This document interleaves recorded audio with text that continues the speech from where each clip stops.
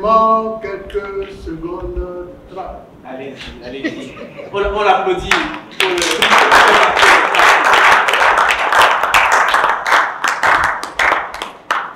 Angoisse, ou peur qui nous habite au moment où nous nous prononçons en public, le trac,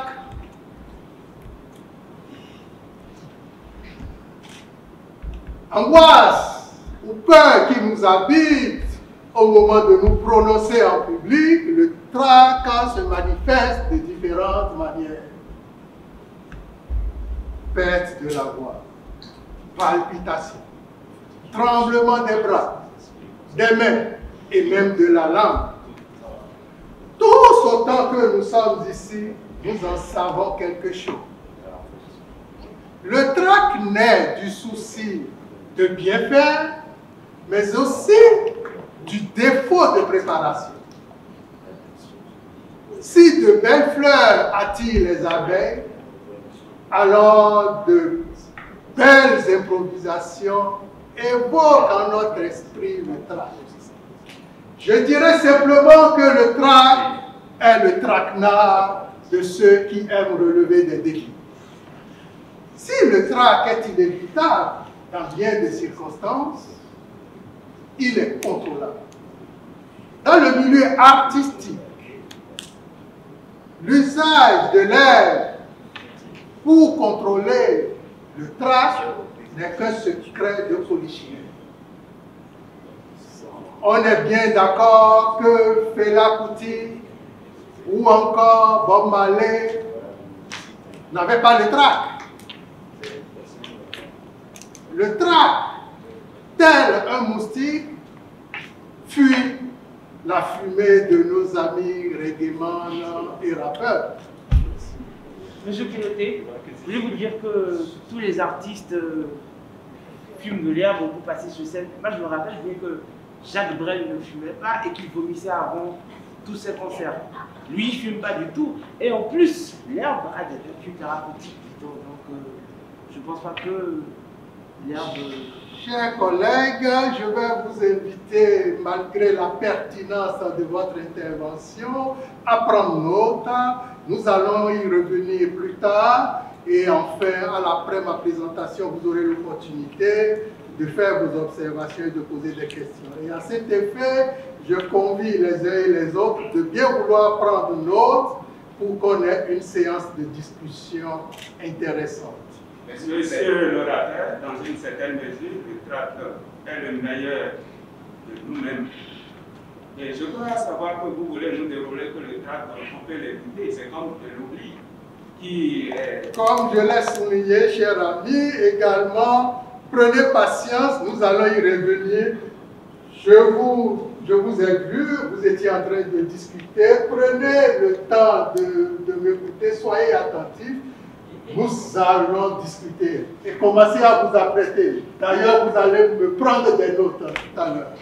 Alors, bien évidemment, pour ceux qui s'intéressent au trac, et j'en suis sûr qu'il y en a pas mal ici, il y a des exercices de contrôle du trac. Pour gérer le trac, je vais vous demander non pas d'utiliser l'air comme nos amis, mais je vais vous recommander de le dominer comme le recommande le vocologue américain Christopher Hanson.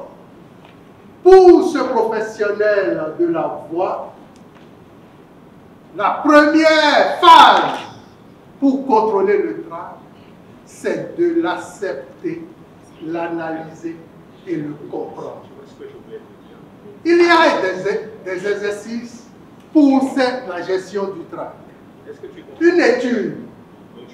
Chers amis, prenez la peine de nous suivre ici. Et d'ailleurs, je vais vous demander de ne pas utiliser vos équipements informatiques. C'est quand même un sujet sérieux, peut-être pas pour vous, n'est-ce pas? C'est assez sérieux, le trac.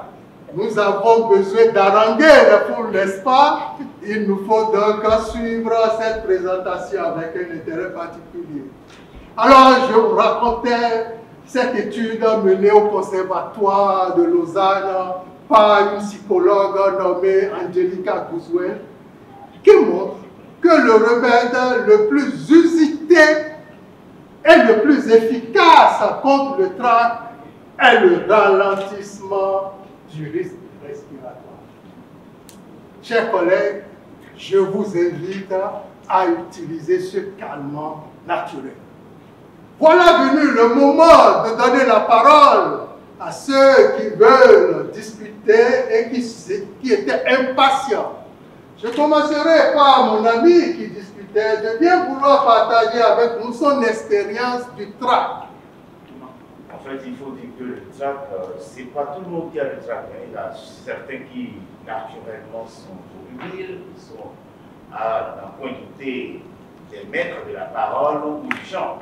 Mais il faut dire que des gens comme Johnny Hallyday, qui ne connaît pas Johnny Hallyday ici? Voilà, donc, des gens comme Johnny Hallyday, tout le monde sait, c'est un maître du chant, c'est un rocker. Qui peut imaginer qu'il ait été victime du trac? Et moi, j'ai suivi plusieurs interviews, il est revenu là-dessus. Il a eu un trac qui, je vous dis, l'a amené à avoir un gros trou de mémoire. Il se rappelait tout simplement des textes de ses propres chansons. Vous imaginez? Alors, vous imaginez? Oui, c'est des choses comme ça. Alors, l'intervention est intéressante parce qu'elle donne la thèse et l'antithèse.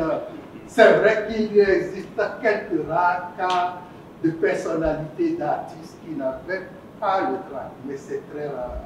Alors, je vais demander à mon ami qui voulait également partager une expérience de nous dire, de nous donner un moyen pour apprivoiser le trac.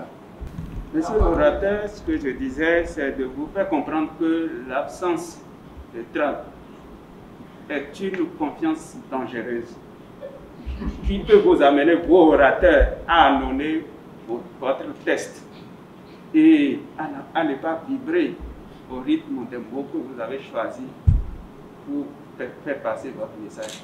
Il faut dire tout simplement que le trac est le commun des mortels. Le trac vit avec vous comme l'oubli. Sinon, on n'est pas un humain.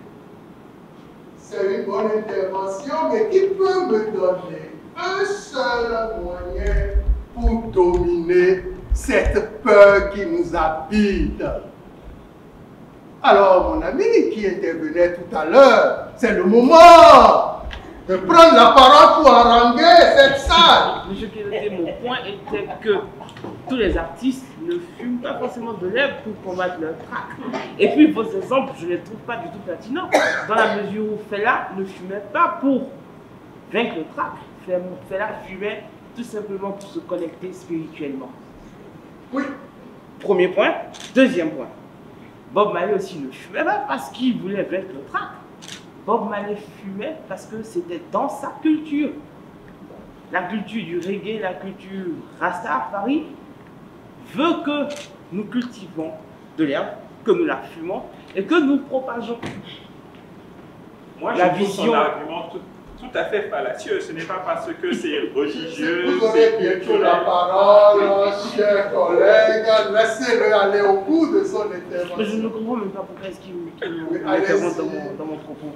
Alors, à part cela, il y en a qui ne fument pas du tout. Et comme l'exemple que je donnais, c'était l'exemple de Jacques Brel. Lui, Soyez bref, s'il vous plaît. Il ne fume pas, il avait toujours le trac avant chaque scène et il vomissait avant chaque scène. Vous l'avez dit, merci beaucoup.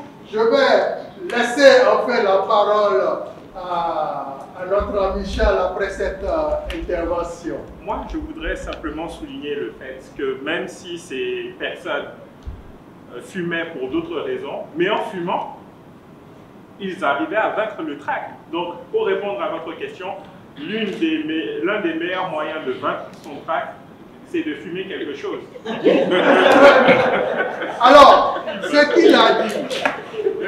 qu'il a dit d'intéressant, c'est que même si l'objectif premier n'était pas de fumer pour vaincre le trac, pour combattre le trac, en termes de conséquences, le fait de fumer de l'herbe, je ne sais pas si vous avez déjà essayé, ça vous permet d'être dans un état qui fait que vous n'allez pas vous soucier du trac. Chers amis, alors vous voyez, nous avons des perturbateurs de cette présentation qui n'ont pas pu nous donner des moyens.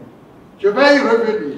Et moi, je vais vous dire que pour combattre le trac, il y a encore quelques autres exemples, exercices. Voyez-vous, j'aurais pu commencer mon discours par vous annoncer que j'ai intégré ce club parce que j'avais du mal à débarrer mes discours. Et donc, lorsque l'occasion le permet, vous pouvez parler de votre trac au début de votre intervention. Vous gagnez un peu de temps. Vous pouvez aussi également faire comme Barack Obama, qui, au début de ses discours, balaie la salle de gauche à droite et inversement en misant sur sa gestuelle pour haranguer bien évidemment les foules. Vous pouvez également fixer un visage empathique au fond de la salle qui vous aide à contrôler ce stress. Mais personnellement, j'attache du prix à la préparation.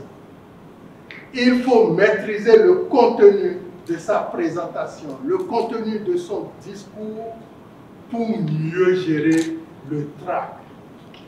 Chers collègues, chers invités, je crois en l'art oratoire qui nous unit dans le mouvement Toastmasters.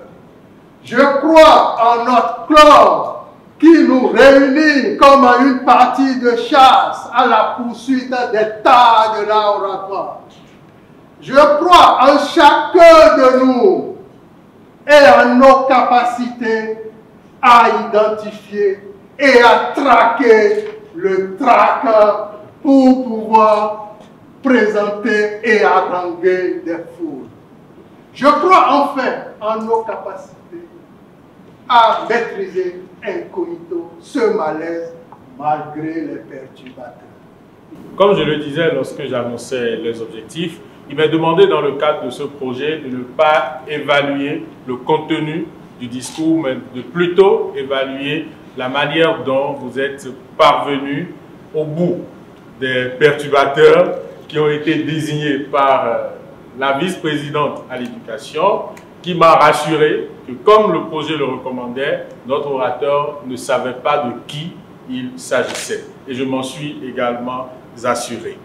Alors, j'ai donc noté notre orateur, Maurice Kedoté, puisque c'est de lui qu'il s'agit et je m'adresse à lui. Je vous ai senti à l'aise face à vos perturbateurs. J'ai noté particulièrement que votre sourire était présent pendant qu'ils intervenaient. Vous n'avez montré aucun signe d'agacement. Vous avez, chaque fois que l'un d'eux se manifestait, montré que vous aviez la maîtrise de la situation. Aucun des perturbateurs ne vous avait surpris. C'est à croire que vous étiez tellement préparé à le recevoir. J'ai noté également que vous avez utilisé les propositions que vous faisait le projet pour être en mesure de les canaliser. Pour les deux premiers intervenants, ce que je vous aurais suggéré, c'est de présenter plutôt le plan ou de le garder affiché. Cela les aurait contraints dans une certaine mesure à revoir leur forme de perturbation parce qu'il faut leur donner aussi du fil à retordre. Il ne faut pas leur laisser la partie facile. Et puisque cet exercice n'est pas fait dans le cadre uniquement de Toastmasters et que c'est dans le cadre en général, il vaut mieux prévenir que guérir. Mais j'ai noté l'astuce avec laquelle vous leur avez demandé de patienter pour que dans la suite, vous le leur démontrez. J'ai noté la petite touche d'humour avec laquelle les derniers intervenants, vous les avez repoussés dans leur retranchement. Ce n'était pas dévalorisant pour eux. La preuve, l'auditoire a eu un geste gentil à leur égard en souriant et cela a permis que vous restiez toujours amical avec eux. Je note donc, M. Maurice Kedoté, que que vous avez l'art facile pour ce qui est de l'exercice de la maîtrise de la perturbation lors de vos présentations. Je suis donc pressé de vous voir dans d'autres univers, dans un exercice où vous serez amené véritablement à gérer encore un public plus hostile et plus perturbateur pour renforcer vos acquis. Monsieur l'évaluateur général,